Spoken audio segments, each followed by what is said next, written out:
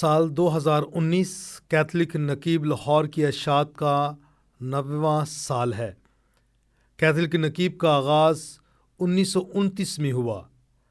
Arch diocese of Lahore کے arch bishop فضیلت مآب سیباسٹین فرانسس شاہ، جو کیتھولک نقیب کے سرپرست اعلیٰ ہے، کی قیادت میں کیتھولک نقیب کی اشاعت کے 90 سالہ جشن کا آغاز کیا گیا۔ نقیب کا مطلب ہے خوشخبری سنانے والا یا خوشخبری دینے والا۔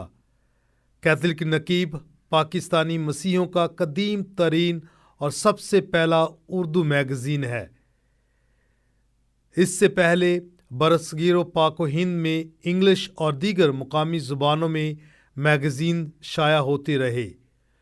شروع میں کیتھولک نقیب کی اپروچ کسی حد تک اپولوجیٹک رہی، مگر بعد میں ویٹیکن کونسل دوم کی تعلیمات کی روشنی میں مسیحی ایمان کی اشاعت کے ساتھ ساتھ نقیب بین المذاہب و بین الکلیسیا ہم آہنگی کا سفیر بن گیا۔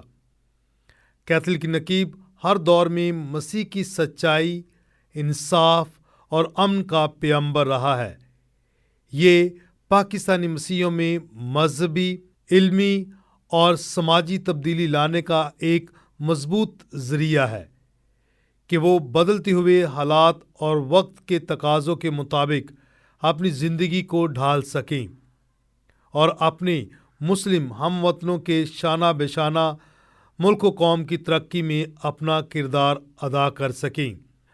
فضیلت مآب آرچ بشپ سیباسٹین فرانسس شاہ نے یوخرستی عبادت میں قیادت فرمائی، جبکہ ان کی معاونت 15 روزہ کیتھولک نقیب کے سابقہ ایڈیٹر ریورنڈ فادر عنایت برنٹ اور موجودہ ایڈیٹر ریورنڈ فادر خالد میر اور دیگر کاہنوں نے کی۔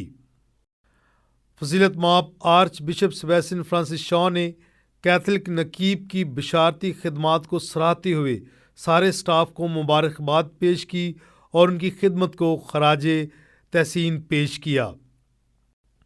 فضیلت مآب آرچ بشپ سیباسٹین فرانسس شاہ نے قائرین کے ہمراہ شمع کو روشن کیا، جو اس بات کی عکاسی کرتا ہے کہ ہم ایمان اور امن کی روشنی کے اس عظیم مشن کو جاری و ساری رکھیں گے۔ شکر گزاری کی عبادت میں قائرین اور مومنین کی کثیر تعداد نے شرکت کی اور کیتھولک نقیب کے فروغ کے لیے عزم کی تجدید کی۔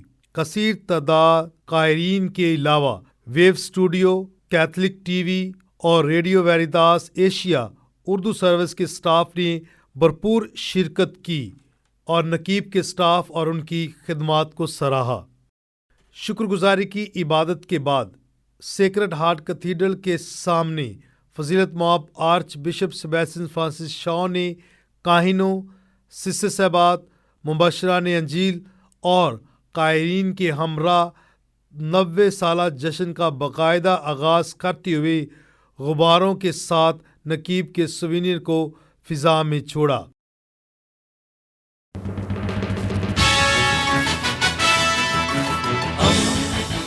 دوستی کا پیغمبر، ریڈیو ویریتاس ایشیا۔